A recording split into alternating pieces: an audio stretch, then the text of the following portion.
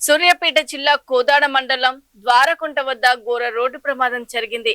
హైదరాబాద్ నుంచి ఏలూరు వెళ్తున్న private travels bus ఆగి ఉన్న కంటైనర్ లారీని ఢీకొట్టింది. ప్రమాద సమయంలో బస్సులో 42 మంది ప్రయాణికులు ఉండగా 6గురు మృతి చెందారు. మరో 20 మంది గాయపడడంతో వారిని ఆసుపత్రికి తరలించి చికిత్స అందిస్తున్నారు. ఘటనపై పోలీసులు కేసు నమోదు చేసి దర్యాప్తు చేపట్టారు. పరారీలో ఉన్న డ్రైవర్ క్లీనర్ కోసం గాలిస్తున్నారు.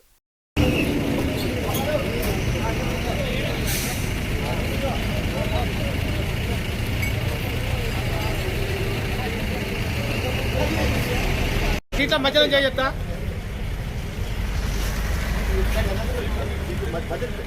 ఒక సీట్కి 2 సీట్లకి రాదు మళ్ళీ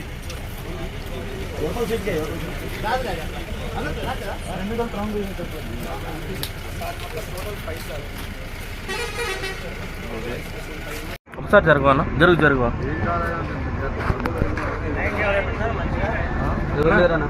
బతిమాలు ఎవరు ఉన్నారు ఇంకా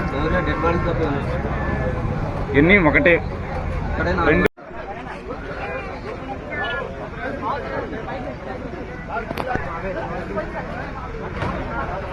అన్నారు జరగనా కొంచెం అటు జరుగు.